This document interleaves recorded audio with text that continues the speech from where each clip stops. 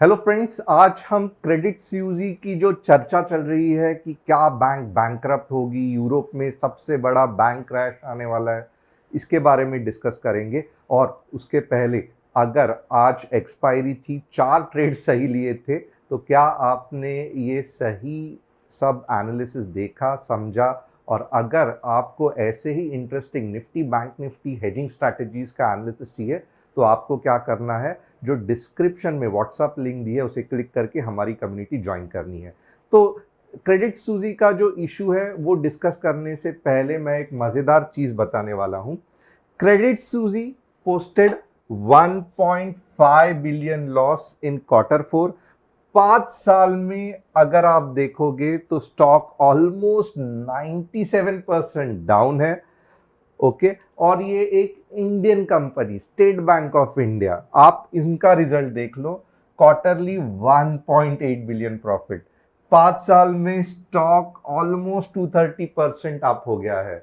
और सबसे बड़ी गोरों की मजेदार कहानी क्या है कि ये गोरे जो है वो हमारे बैंक को सेल क्रिप का सिग्नल दे रहे हैं, कह रहे हैं कि एसबीआई को बेच दो। यानी कि एक फकीर अमीर आदमी के ऊपर कमेंट कर रहा है कि इसका बिजनेस चौपट होने वाला है, इसके शेयर्स बेच दो।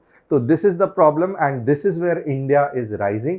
तो ये जो प्रॉब्लम है आपको सुनने में क्रेडिट सूजी का बहुत मजा आने वाला है। तो अब तक अगर आपने चैनल को सब्सक्राइब नहीं किया तो प्लीज सब्सक्राइब करना, बेल बटन को हिट करना और कमेंट भी करना कि क्या आज आपने जो थर्सडे एक्सपायरी का ट्रेड था वो लिया, नहीं लिया, कितना प्रॉफिट कमाया। अब आगे हम देखेंगे। क्रेडिट सूजी जो है वो स्विट्जरलैंड ज्यूरिच में 1856 को चालू हुई थी। It is second largest Swiss lender bank. और क्या करती है तो वेल्थ मैनेजर, बाद में investment bank and asset management portfolios. तो अगर आप देखोगे क्योंकि इनका management, asset management portfolio wealth management में है, इसके लिए ये कभी कभी रिपोर्ट्स देते रहते हैं, कॉल खरीद लो बैंक को, या कोई शेयर्स को खरीद लो, कोई शेयर्स को बेच लो। और यही अफरा तफरी में एसबीआई का भी सेल का सिग्नल दे दिया। कुछ अता पता नहीं है, जस्ट देते रहते हैं, तो ज़्यादा इनको ध्यान देना नहीं है, आपको अपना भी रिसर्च खुद से करना है। ओके, अब आप देखोगे ना, मैं एक बहुत अच्छा ये ग्राफ आपको एक्सप्लेन करता हूं कि जो कंपनी रहती है, ओके, वो रातों रात कंगाल नहीं होती है, बैंकरप्ट नहीं होती है। There are series of wrong and worst decisions और events that are happening in that bank, जिसके कारण ये जो बैंक है ये धीरे धीरे धीरे बैंकरप्सी की तरह और फाइनली बंद गिर जाती है। तो क्रेडिट सूजी की भी कहानी आज या कल या 1-2 हफ्ते पहले नहीं है। आप देखोगे इनका सीरीज ऑफ प्रॉब्लम्स था। अभी ये जो थायम करके थे, ये एम्प्लॉय थे, इन्होंने स्पाइन के स्कैंडल के वजह से क्विट करने लगा। और यहाँ पे आप देखोगे ना, दिस इज समवेयर अबाउट 2020, और तब शेयर की प्राइस थी 12। बट पिछले 5 साल में 90 या 80 रुपए से ये जो स्टॉक आ गया है, ये लगभग 2 CHF यानी कि स्विस फ्रैंक के आया है। तो क्रेडिट सूजी इज टोटली अब मैं इसको कहूंगा वेल्थ डिस्ट्रक्टर। यानी कि आपने अगर 100 रुपए इसमें इन्वेस्ट किए रहते तो आपके पास सिर्फ 2 रुपए बच जाते थे। तो it's one of the decade में जो हाईएस्ट वेल्थ डिस्ट्रक्टर है, ये क्रेडिट सूजी बैंक है। और आप देखना कैसे सीरीज बाय सीरीज इन्होंने गलत डिसीजंस लिए हैं। क्रेडिट सूजी ने बाद में क्या हो गया, यहाँ पे आप देखना, ग्रीन शील्ड्स करके एक कंपनी थी, उसके गलत डिसीजन लिए 1.8 बिलियन का डॉलर का घाटा कर दिया। आर्कियोगॉस डिफॉल्ट, आपको मालूम रहेगा, आर्कियोगॉस करके यूएस का एक फैमिली ओन्ड फंड हाउस था, बहुत सारे बिलियंस में गलत जगह पे हाव करके है, वो फंड मैनेजर था, उसने पैसा लगा दिया, मार्जिन का गड़बड़ हो गया, पूरा का पूरा लॉस चला गया, बैंकरप्ट हो गया, बहुत सारे लोग हिल गए थे। और इसी चक्कर में क्रेडिट सूजी भी फंस गई थी। 5.5 बिलियन का मार्जिन बिना सोचे समझे दे दिया था आर्चियस को। और बाद में क्या हो गया, तो जैसे ही वो जो फंड हाउस था वो बर्स्ट हो गया, इनके 5.5 बिलियन डूब गए। वापस पुअर मैनेजमेंट, रिस्क असेसमेंट कुछ नहीं करते हैं, बस नाम के भरोसे पे बेच रहे हैं। ओके, नेक्स्ट क्या हो गया, आप देखोगे ना, क्रेडिट सूजी found guilty in cocaine cash laundering, तो थोड़ा बहुत इलीगल जो कैश जो इलीगल एक्टिविटी के लिए लगता है वहां पे भी कुछ लॉन्ड्रिंग का हो गया, आप नेट पे देख सकते हो। कोई लीडरशिप था ही नहीं, आप देखोगे हर बार हर एक दो महीने में सीईओ चेंज हो रहा है। अगर कोई कंपनी का सीईओ बार बार चेंज हो रहा है, आप समझ जाना कि कंपनी की हालत खराब है। रीजन इज वेरी सिंपल, क्योंकि जो प्रॉब्लम है वो सीईओ या जो लीडर है वो हैंडल नहीं कर पा रहा है। इसके लिए फ्रस्ट्रेट होके डिप्रेशन में, टेंशन, एंजाइटी में वो सोच रहा है कि बेटर मैं रिजाइन कर दूं और ये झमेले से दूर निकल जाऊं। कितने बार सीईओ चेंज हो गया, Ulrich Koerner takes over as a CEO, okay, बाद में Axel Lehmann takes over as a chairman after Horta Osorio force to resign, यहाँ पे भी देखो फोर्स किया था रिजाइन को।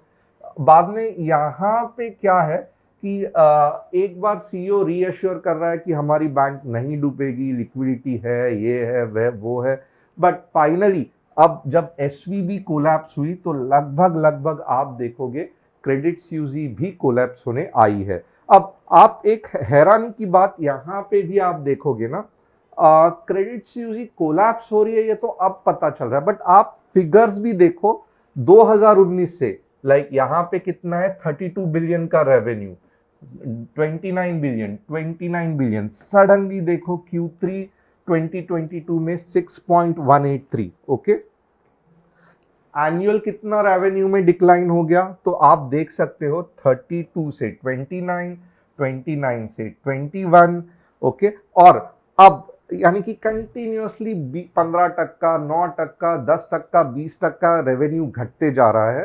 एंड फाइनली ये चार्ट्स पे भी आप देख सकते हो, ये बिल्कुल अच्छा चार्ट नहीं है, इतना ज्यादा रेवेन्यू डिक्लाइन होना कोई भी अच्छे खासे वेल एस्टैब्लिश्ड बैंक के लिए बहुत बुरा और खतरनाक माना जाता है। फाइनली क्या हो गया, तो यहां पे अगर आप देखोगे largest annual loss since 2008, 8 billion का लॉस हो गया, ओके। अब यहां पे एक इंपॉर्टेंट चीज आप सभी को जाननी है कि क्रेडिट सूजी यही बैंक थी जो 2008 का जो फाइनेंशियल क्राइसिस था वो तो उसने संभाल लिया, बट अब थोड़ा सा भी फेड का प्रॉब्लम हो गया तो उसमें बैंक्रप्सी के नजदीक आ गई है। अब बैंक्रप्सी के नजदीक क्यों आ गई है, तो जो इनके बैंक का चेयरमैन है अमर अल खुदेरी, अभी आप बोलोगे कि ये सऊदी अरेबिया का नाम क्यों है, ये कौन से चेयरमैन है, स्विस चेयरमैन क्यों नहीं है, तो क्यों, क्योंकि मेजॉरिटी जो बैंक्स में स्टेक है वो सऊदी अरेबिया के है, कतार के है, ओमान के है और अलग अलग नेशंस के है। यहाँ पे पूरा का पूरा ये स्विस ओन्ड बैंक नहीं है, तो क्योंकि मेजॉरिटी स्टॉक्स शेयर्स जो ओन कर रहे हैं ये सऊदी अरेबिया ओन कर रही है, इसलिए उनका चेयरमैन है। और ये जो चेयरमैन है वो खैर साफ इन्होंने मना कर दिया है कि अब हम इसमें और पैसा नहीं डालेंगे, हम और लिक्विडिटी क्रिएट नहीं करेंगे, आप लॉस पे लॉस करते जाओ और हम आपके पैसे भरते जाएंगे, ये नहीं चलेगा। इसके लिए सभी लोग डर गए हैं कि क्या ये क्रेडिट सूजी बैंक्रप्सी के तरफ आएगी कि नहीं आएगी। बैंक्रप्सी आने का कारण क्या है, तो मैंने पहले ही बताया था कि series of wrong decision, series of mismanagements, RTO जिसका लॉस कर दिया, ये सब तो प्रॉब्लम है ही है, बट एसवीबी की तरह गलत जगह पे पैसे इन्वेस्ट कर दिए, फेड का जो मीन्स अभी इंटरेस्ट रेट हाइक हो गया, उससे ये जैसे एसवीबी का प्रॉब्लम हुआ था सेम प्रॉब्लम इनको हो रहा है। अगर आपने मेरे एसवीबी का एनालिसिस नहीं देखा था जहां पे मैंने इंटरेस्ट रेट और फेड का रेट हाइक से कैसे कोरिलेशन है, ये अगर आपने नहीं देखा तो इसकी लिंक डिस्क्रिप्शन में है, प्लीज देख लेना, आपको समझ में आएगा कि फेड रेट हाइक के कारण एसवीबी को कैसे मुश्किल में गिर गई। तो सेम प्रॉब्लम क्रेडिट सूजी का भी है, इंटरेस्ट रेट हाइक हो रहा है, कम इंटरेस्ट पे बॉन्ड्स बाय किए थे, अब लॉस में बेचना पड़ रहा है, सेम इशू है। बट ऑलरेडी क्रेडिट सूजी की हालत वैसे भी खराब थी, मैनेजमेंट सही नहीं था।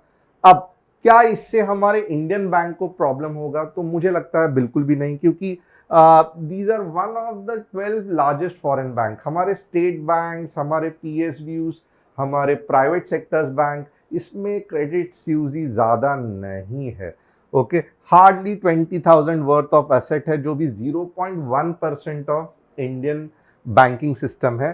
एक ब्रांच है सिर्फ मुंबई में, तो क्यों डरना। ओके, एंड वैसे भी देखोगे आप तो ओवरऑल ये जो यूएस में चल रहा है, ओके, इससे मैं कहूँगा रिपल इफेक्ट हो सकता है, बट जस्ट रिपल्स, थोड़े थोड़े।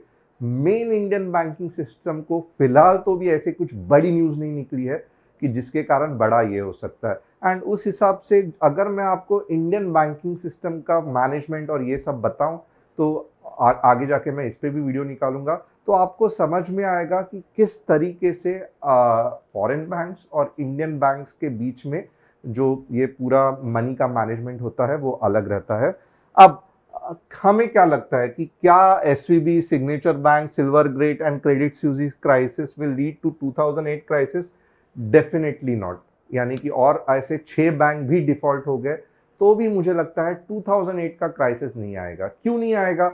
सबसे पहले इनके असेट्स है, ये क्वालिटी असेट्स है, ये ट्रेजरी में इन्वेस्ट करते हैं। प्रॉब्लम क्या हो गया है? इंटरेस्ट रेट रिस्क के वजह से प्रॉब्लम हो गया है, ना ही कि पुअर क्वालिटी ऑफ असेट के वजह से। जो 2008 का मसला था, जैसे मैंने पहले भी कहा था, कचरा जो हाउसिंग का है उसको एक अच्छा रैप करके इसके सिक्योरिटी पेपर्स या लोन के पेपर्स बना दिए और ये लोगों में बैंक्स में बेच दिए। अब जब पैसे देने की बारी आई तो सबको समझ में आया कि हमारे पास कचरा है, 2008 क्राइसिस बन गया। यहाँ पे ऐसे नहीं है, ये ट्रेजरीज इन्होंने खरीदी है। And at the same time Fed ने भी सॉल्यूशन तो ढूंढ निकाला है, राइट? न्यू बैंक बैकस्टॉप, जहां पे वो बॉन्ड के फेस वैल्यू पे बैंक्स को बाय बोरोइंग करने देंगे। यहाँ पे ध्यान देना, करंट मार्केट प्राइस बॉन्ड का जो कम रहेगा उस पे नहीं, फेस वैल्यू पे, यानी कि जो एक्चुअल प्राइस है उस पे बोरोइंग करने देखेंगे, बहुत कम इंटरेस्ट रेट पे। तो इसका मतलब क्या है कि सिस्टम में डेफिनेटली लिक्विडिटी रहेगी। अगर आपने एसवीबी का जो सीरीज है वो नहीं देखा तो डेफिनेटली आपको समझने में थोड़ी दिक्कत आएगी, बट आप समझ लेना कि Fed has already come into the picture और उन्होंने ये अच्छा खासा मैनेज करने को देखा है क्राइसिस, जिससे कि हमें लगता है कि इतना बड़ा प्रॉब्लम नहीं होने वाला है। फेड ने ये जो बैंक बैकस्टॉप का स्कीम निकाला है ये बहुत फंटास्टिक है। प्रॉब्लम क्या था? मार्केट में लिक्विडिटी नहीं थी। फेड ने क्या, लिक्विडिटी नहीं रही तो क्या होगा? ये बैंक्स अपने बॉन्ड्स सस्ते में बेचेंगे, सस्ते में बेचेंगे तो क्या होगा? ये बैंक्स को क्वार्टरली लॉस हो जाएगा, क्वार्टरली लॉस हो जाएगा तो क्या होगा? Most of the banks bankrupt भी हो सकते हैं। फेड ने क्या कहा? आपको लॉस में आपके बॉन्ड्स बेचने की जरूरत नहीं है, आप वही बॉन्ड से हमारे से वापस बोरोइंग एक छोटे से इंटरेस्ट रेट के साथ कर सकते हो। इससे क्या होगा? जब तक मैच्योरिटी नहीं हो सकती आप हमारा पैसा यूज करो, आपके इसमें लिक्विडिटी भी रहेगी, ओवरऑल कुछ भी प्रॉब्लम नहीं रहेगा। So it has a fantastic solution come up with Fed. At least लग रहा है टेम्पररी तो कुछ इशू होने वाला नहीं है। आपको क्या लगता है आप कमेंट में मुझे बता देना। एंड अगर आपने अभी भी आप इंटरेस्टेड हो ऑप्शंस ट्रेड करने में, आपको जानना है कि हेजिंग स्ट्रैटेजी कैसी होती है, बट आपको समझ नहीं आ रहा है, तो आप क्या करोगे? जो डिस्क्रिप्शन में व्हाट्सएप कम्युनिटी लिंक है उसको क्लिक करके हमारे साथ जुड़ जाओगे।